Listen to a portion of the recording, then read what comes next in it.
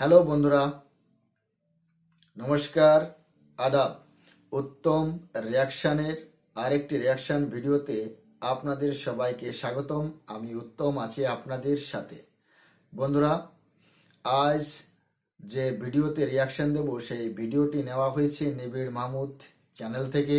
ভিডিওর টাইটেল হচ্ছে electric train কি চলবে বাংলাদেশে? বৈদ্যুতিক ট্রেনে হবে না লোকসান, বাংলাদেশ ইলেকট্রিক রেল লাইন। বন্ধুরা, আপনারা যদি আমার চ্যানেলে নতুন হয়ে থাকেন তাহলে চ্যানেলটি সাবস্ক্রাইব করে আমার পাশেই থাকবেন, বেল আইকন অন করে অল করে রাখবেন পরবর্তী ভিডিওর নোটিফিকেশান পাওয়ার জন্য। অলরেডি যেসব বন্ধুরা চ্যানেলটি সাবস্ক্রাইব করে আমার পাশেই আছেন, আমার পরিবারের সদস্য হয়েছেন, তাদের প্রতি রইল অসংখ্য ধন্যবাদ। ভিডিওটা ভালো লাগলে একটা লাইক করবেন, শেয়ার করে আপনার বন্ধুদের দেখার সুযোগ করে দিতে পারেন। কমেন্ট সেকশনে লিখে অবশ্যই জানাতে পারেন আপনারা কোন ধরনের ভিডিওতে রিয়াকশন চান। বন্ধুরা, অরিজিনাল ভিডিওর লিংক আমার ডেসক্রিপশনে মেনশন করা থাকবে, আপনারা চাইলে চ্যানেলটি ভিজিট করতে পারেন, চ্যানেলের ভিডিওগুলো অবশ্যই দেখতে পারেন। তাহলে চলুন বন্ধুরা, দেরি না করে প্রথমে ভিডিওটা দেখি। ভিডিওর শেষে অবশ্যই আমার ওপিনিয়ন থাকবে।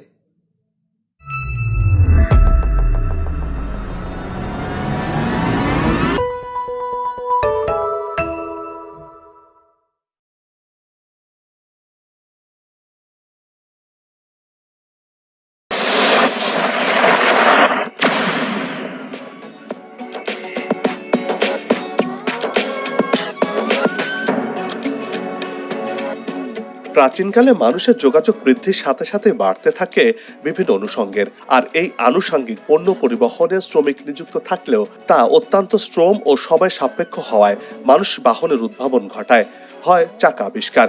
এরপর ধীরে ধীরে সমাজ আধুনিক হতে থাকে। 1500 শতকের মাঝামাঝিতে জার্মানিতে ঘোড়া দিয়ে রেলগাড়ির যাত্রা শুরু হয়।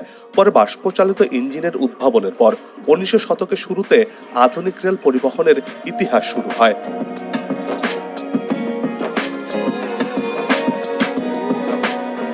আধুনিকতার সাথে ডিজেল চালিত ও বৈদ্যুতিক রেলগাড়ির প্রচলন দেখেছে দুনিয়ার মানুষ, কিন্তু পরবর্তী যুগের চাহিদা অনুযায়ী পরিবর্তন হয়েছে এই রেলগাড়ির।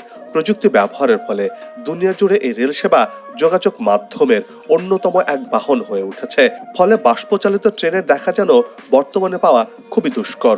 1970-এর দশক নাগাদ প্রায় সব দেশে বাষ্পচালিত ইঞ্জিনের ব্যবহার উঠে যায়, যদিও চীনে অল্প পরিসরে এই বাষ্পচালিত ট্রেন চলাচল করতে দেখতে পাওয়া যায় এখনো।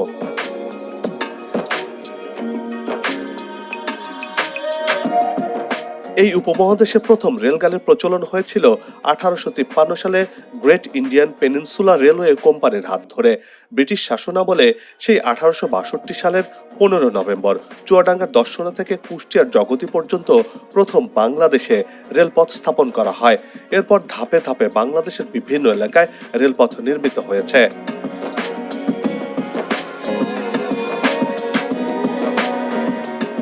সরকারি হিসেব বলছে বর্তমানে 3018.88 কিলোমিটার রেল লাইন রয়েছে, যার মধ্যে 831.54 কিলোমিটার ব্রডগেজ আর 1652.15 কিলোমিটার মিটার গেজ এবং 535.19 kilometre dual gauge rail line রয়েছে। আর এই রেল লাইন জাতীয় পরিবহন ব্যবস্থায় বিশেষ অবদান রেখে চলেছে। বাংলাদেশে প্রথম রেল কবে চালু হয়েছে? বাংলাদেশ ছিল কোথায়?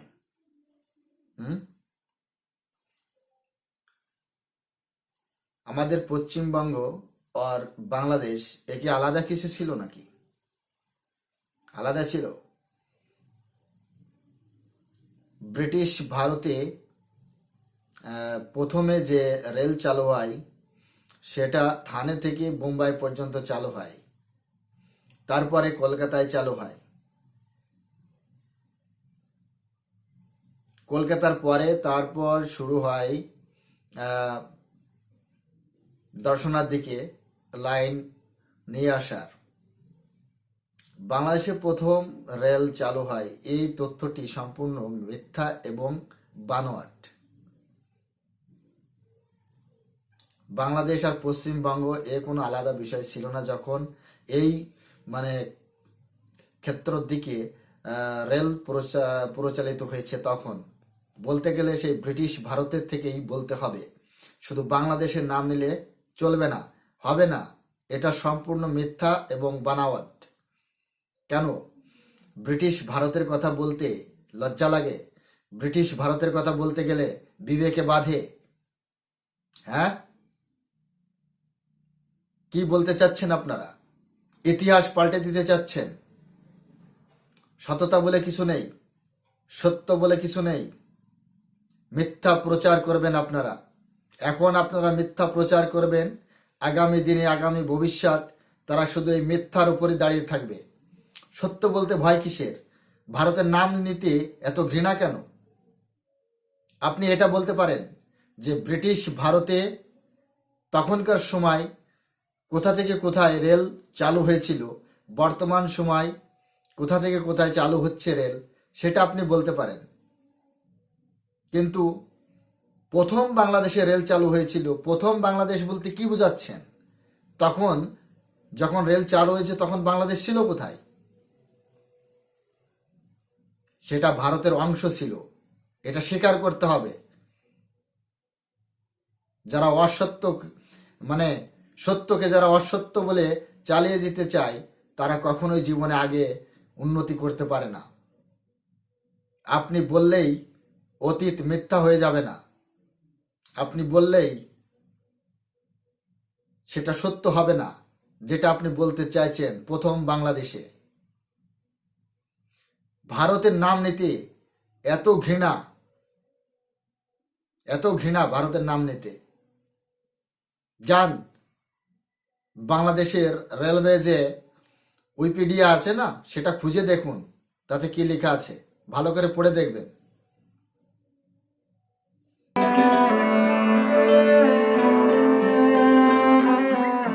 সারা দেশকে রেল নেটওয়ার্কের আওতায় আনা সহ রেল খাতকে নিয়ে সরকার 2045 সাল নাগাদ দীর্ঘমেয়াদী পরিকল্পনা গ্রহণ করেছে। এর জন্য নতুন করে 856.25 কিলোমিটার রেল লাইন নির্মাণের কাজ শুরু হয়েছে। এর মধ্যে প্রায় 250 কিলোমিটার রেলপথ নতুন করে যুক্ত হয়েছে। অর্থাৎ গেল 2023 সালে নতুন করে 5টি জেলা রেল নেটওয়ার্কের আওতায় যুক্ত হয়েছে, যার মাধ্যমে বর্তমানে দেশের 48টি জেলাতে রেল সেবার আওতায় চলে এসেছে।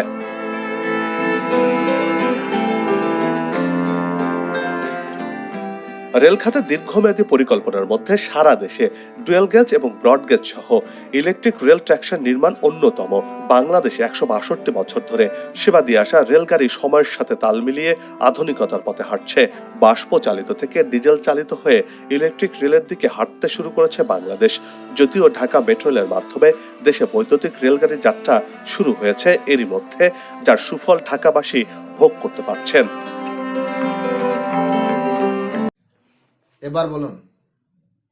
এবার বলুন বাংলাদেশের বয়স কত? 52 বছর। ভারত থেকে আলাদা হয়েছে কবে? পূর্ব পাকিস্তান আর পশ্চিম পাকিস্তান 1947 সালে। আর রেল সেবা দিচ্ছে কত বছর? 162 বছর। 162 বছর বয়স হয়েছে বাংলাদেশের।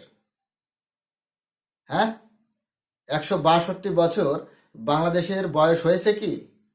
আপনি বলছেন যে বাংলাদেশে রেল সেবা দিচ্ছে 162 বছর ধরে।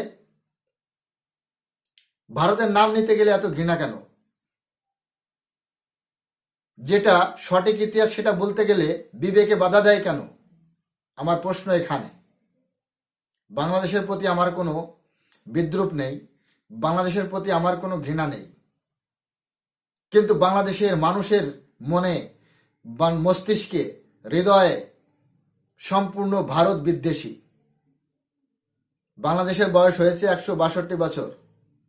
যে আপনারা বলছেন যে বাংলাদেশে রেল সেবা দিচ্ছে 162 বছর ধরে, এটা কি সত্যি?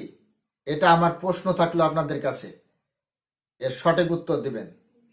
ভুলভাল ইতিহাস বলার চেষ্টা করবেন না, ভুলভাল ইতিহাস মানুষের সামনে তুলে ধরবেন না, সঠিক ইতিহাস তুলে ধরবেন। সোশ্যাল মিডিয়ায় ফালতু এই সমস্ত তথ্য তুলে ধরবেন না, সঠিক তথ্য তুলে ধরবেন। জানা গেছে ইলেকট্রিক ট্রেন সর্বোচ্চ ওজন বহনে সক্ষম এবং পরিবেশ বান্ধব। পাশাপাশি এই ট্রেনগুলোর পরিবহন ব্যয় কম। বৈদ্যুতিক ট্রেনের 1 কিলোমিটার পথ পাড়ি দিতে 4 ইউনিট বিদ্যুতের খরচ হয়। প্রতি ইউনিট বিদ্যুৎ খরচ 10 টাকা হিসেবে 1 কিলোমিটার পথ যেতে খরচ হবে মাত্র 40 টাকা, যেখানে ডিজেল চালিত ট্রেনে প্রতি কিলোমিটার জ্বালানি খরচ 1000 টাকারও বেশি। এই ট্রেন চালু হলে ভ্রমণের সময় ও অপারেশনাল ব্যয় কমার পাশাপাশি যাত্রীদের সুযোগ সুবিধা বাড়বে বলে মনে করছেন বিশেষজ্ঞরা।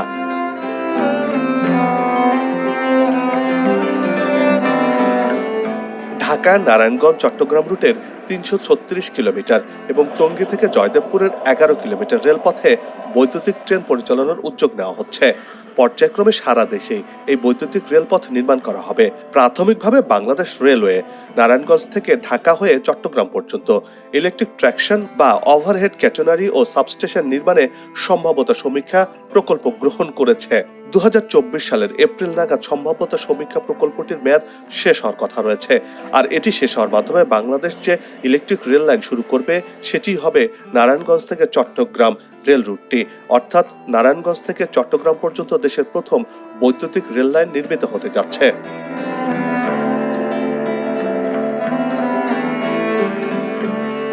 দেশের ট্রেনের প্রধান রুট হলো ঢাকা থেকে চট্টগ্রামের দূরত্ব প্রায় 300 কিলোমিটার। এটি পাড়ি দিতে ট্রেনে সময় লাগে 6 ঘন্টার মতো। ইলেকট্রিক ট্রেন হলে 150 থেকে 200 কিলোমিটার গতিতে প্রধান কয়েকটি স্টেশনে যাত্রী ওঠানামা সহ সর্বোচ্চ সময় লাগবে 2 ঘন্টা। এই পথে ইলেকট্রিক ট্রেন চালু হলে অর্থনৈতিক দিক থেকে দেশ লাভবান হবে বলে মনে করছেন বিশেষজ্ঞরা।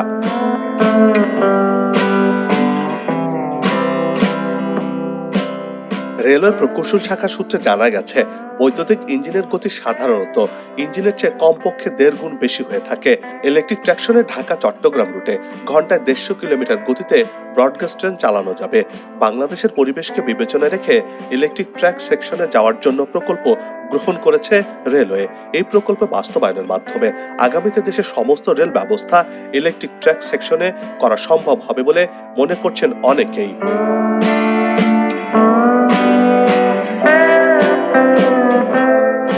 এবার আসা যাক এই বৈদ্যুতিক রেল কিভাবে চলবে সেই বিষয়ে। রেল লাইনের 2 পাশে একটু পরপরই বৈদ্যুতিক খুঁটি থাকবে।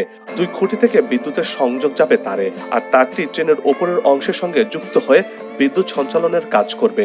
এর মাধ্যমে চলবে ইলেকট্রিক ট্রেন। এই ব্যবস্থাটিকে বলা হচ্ছে overhead catenary system. Dhaka metro rail যেভাবে চলছে ঠিক সেভাবেই বৈদ্যুতিক রেলপথ তৈরি হবে।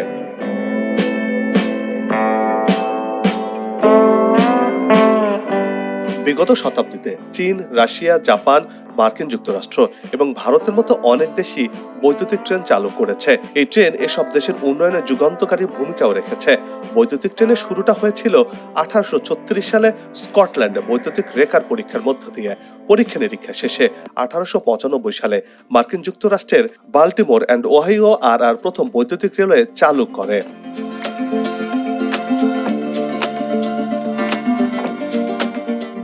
পর্যায়ক্রমে বৈদ্যুতিক ট্রেন পরিচালনার দক্ষতা বৃদ্ধি পাওয়ায় বৈদ্যুতিক ট্রেন যাত্রীদের কাছে বেশ জনপ্রিয় হয়ে ওঠে। জ্বালানি সাশ্রয়, পরিবেশ দূষণ কম, প্রাকৃতিক সম্পদ সংরক্ষণ, অল্প সময়ে বেশি দূরত্বে যাতায়াত, রক্ষণাবেক্ষণের খরচপাতি কম সহ নানা সুবিধার কারণে অল্প সময়ে এই বৈদ্যুতিক রেলগাড়ি গণপরিবহন হিসেবে জনপ্রিয় হয়ে ওঠে।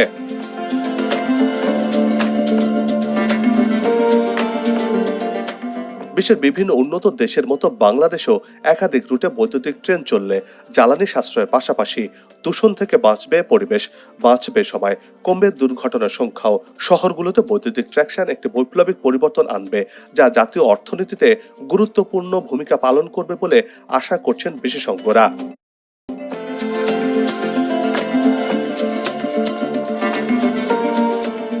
প্রশ্ন হচ্ছে, বাংলাদেশ বৈদ্যুতিক ট্রেনের জন্য কি পর্যাপ্ত বিদ্যুৎ সরবরাহ করতে সক্ষম?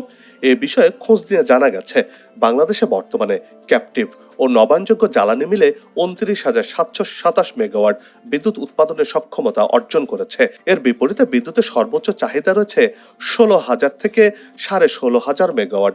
আর গরমকালে খানিকটা সেই চাহিদা বেড়ে যায়। চাহিদার চেয়ে বিদ্যুৎ উৎপাদন সক্ষমতা প্রায় দ্বিগুণ। দেশ এখন বিদ্যুৎ উৎপাদনে স্বয়ংসম্পূর্ণ। এরই মধ্যে শতভাগ মানুষ বিদ্যুৎ সুবিধার আওতায় এসেছে। মাথাপিছু বিদ্যুৎ ব্যবহারের ক্ষমতা প্রতি ঘন্টায় 602 কিলোওয়াট।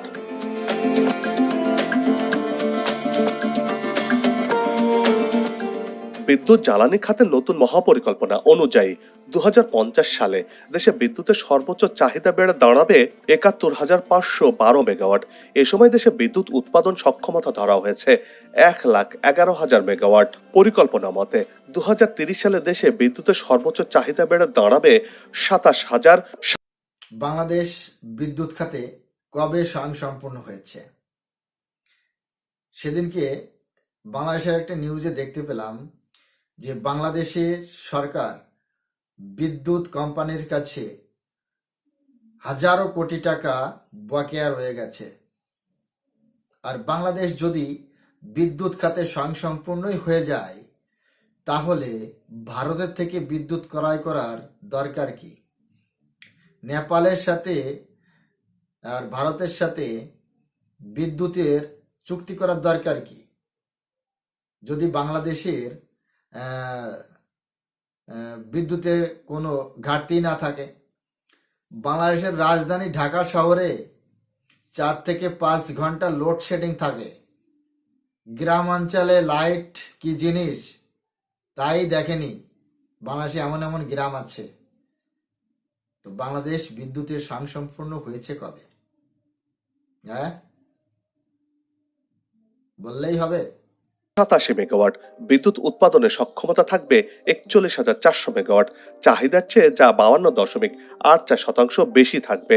আগামীতে বিদ্যুতের চাহিদা পূরণে রূপপুরে 2,400 মেগাওয়াট ক্ষমতা সম্পন্ন পারমাণবিক বিদ্যুৎ কেন্দ্র সহ কয়লা ভিত্তিক ও নবায়নযোগ্য খাত থেকে বিদ্যুৎ উৎপাদন কেন্দ্র স্থাপিত হচ্ছে।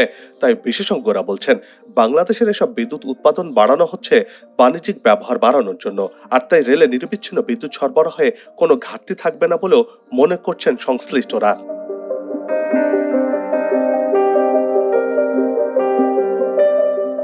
সার্বিক দিক বিবেচনা করে দ্রুত সময়ের মধ্যে দেশে বৈদ্যুতিক রেল চালু করার তাগিদ দিয়েছেন বিশেষজ্ঞরা।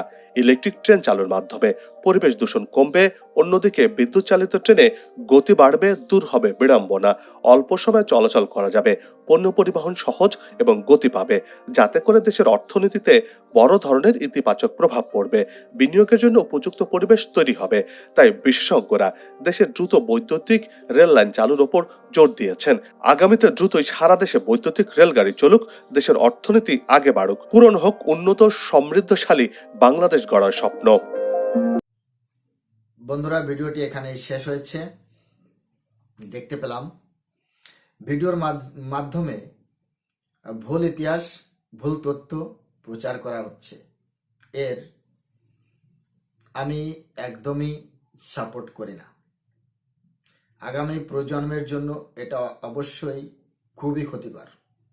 আগামী দিনে বাংলাদেশ বৈদ্যুতিক রেলের দিকে পা বাড়াচ্ছে। মেট্রো রেলের মাধ্যমে অলরেডি বৈদ্যুতিক রেলে পা দিয়েছে, এটা আমরা দেখেছি। বিদেশে ম্যাগনেট রেল আছে, সেটা আমরা জানি।